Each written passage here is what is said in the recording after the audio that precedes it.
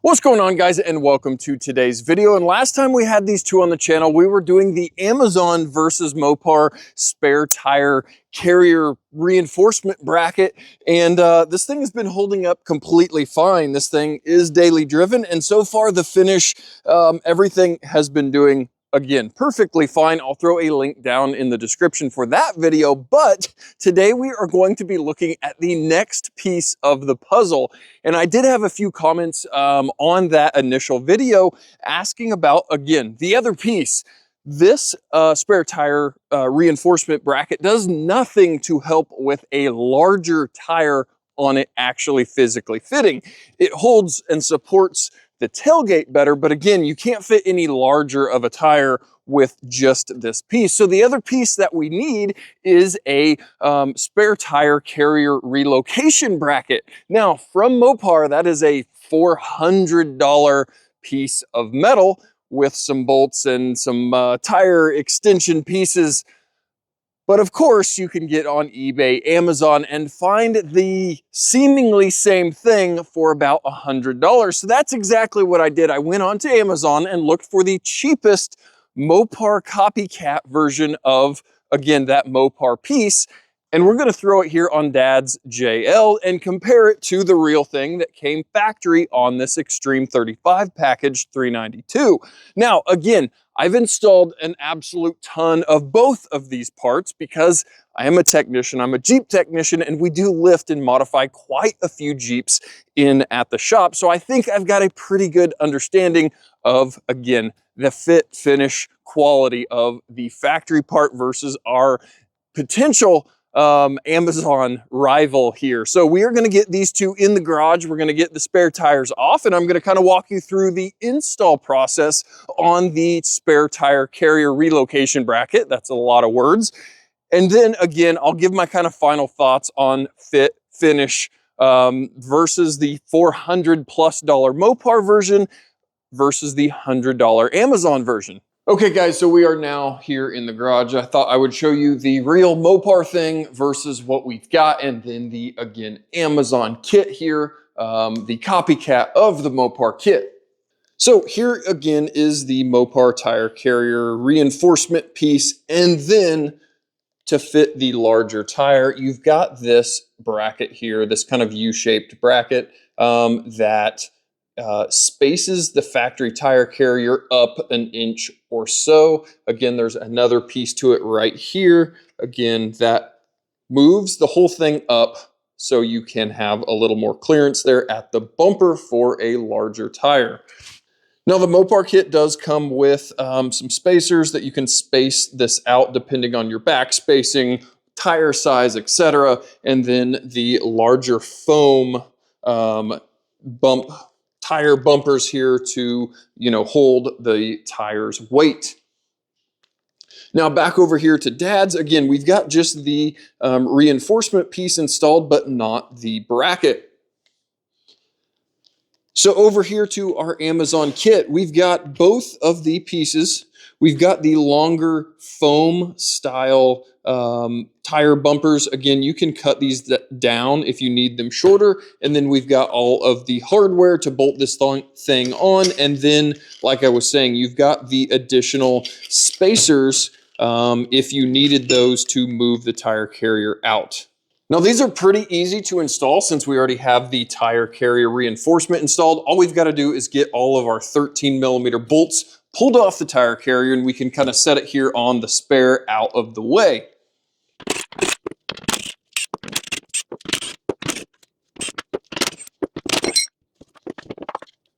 Now, for our new piece to fit, we will need to do a little bit of trimming here on these rear air diffusers. We'll need to trim off this tab right here and kind of notch this tab out so this can sit nice and flush on the tailgate mounting area.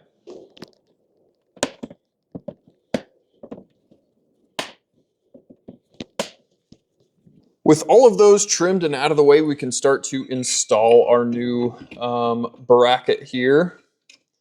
Now we will need to reinstall the spacers that came with the tire or the tailgate reinforcement kit. If you don't have this and are just installing this, you won't have these, but you probably should have this before installing this if you're installing a larger, heavier tire.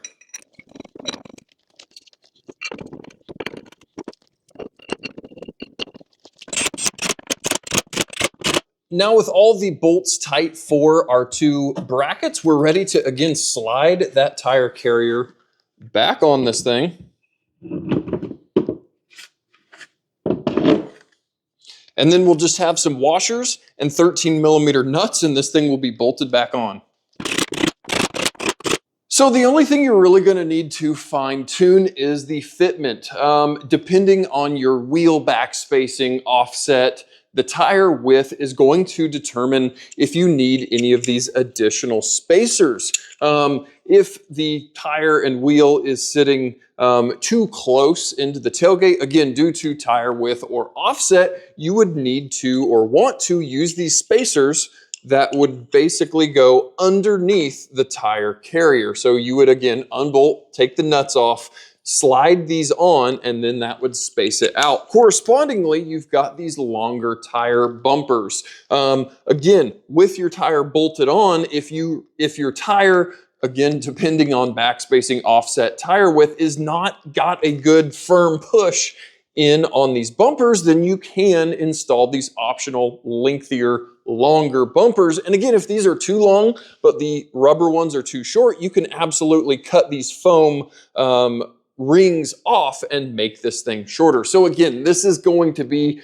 depending on your application, your wheel, your tire, but you want to have a little bit of tension here pushing on those so the tire is not just solely bolted onto that tire carrier. So with everything bolted on now, we've got our tire carrier on, we've got the bracket, we've got our reinforcement. We now have this up an inch, inch and a half or so to make more clearance down here at the bumper.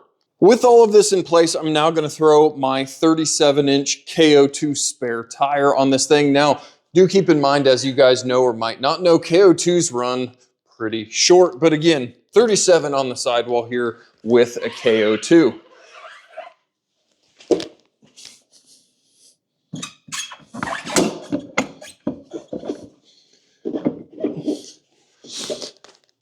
So as you can see, we now have a KO2 hanging, or a 37-inch KO2. We have a teeny bit of clearance between the lower bumper and the spare tire.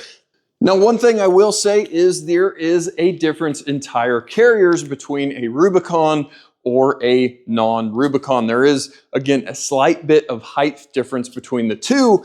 There's also differences in bumpers. So between a sport bumper and a metal, Rubicon bumper, they're all, or some of them between the two are slightly different height. So again, fitment is really going to vary between models, trim levels, etc. on, again, that tire carrier and the bumper. But most of the time, a lot of sports Saharas are going to be bumping up to 35s with a lift kit, and this is absolutely going to do the job of very comfortably fitting a 35 with the factory bumper on the factory tailgate with our reinforcement. And that's kind of what we're going for at the end of the day, is getting that bumper or tire, excuse me, up a little bit so it's not just resting on that bumper there.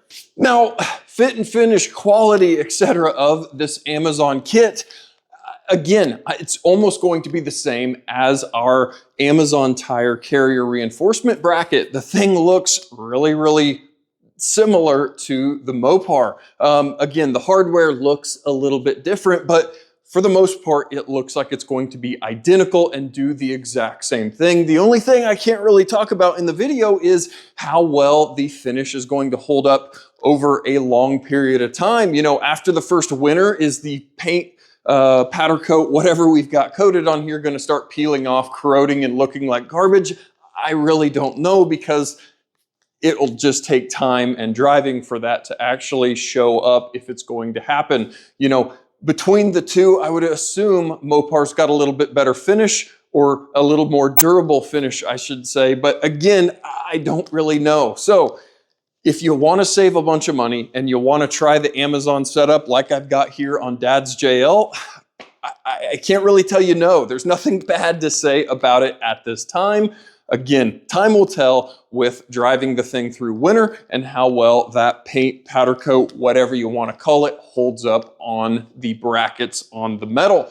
So thanks for coming out into the garage again today and comparing some Amazon versus Mopar, another, copycat part that you can find for cheap on Amazon, eBay. Again, I'll throw a link down in the description for this style of Mopar copycat bracket. There are a bunch of other companies that make similar brackets that do the exact same thing, but I kind of like the fact that this looks very identical to Mopar. It's not some big, huge plate metal style with Rough Country's name on the bottom. This thing just looks OEM because, again, it's a copycat of the Mopar design. So that's why I picked it, and that's why I wanted to bring you guys along to show you another kind of cool cost-saving option for the Jeep Wrangler JL. So guys, again, thanks for coming out into the garage today. And as always, thanks for watching, and we'll catch you guys next time.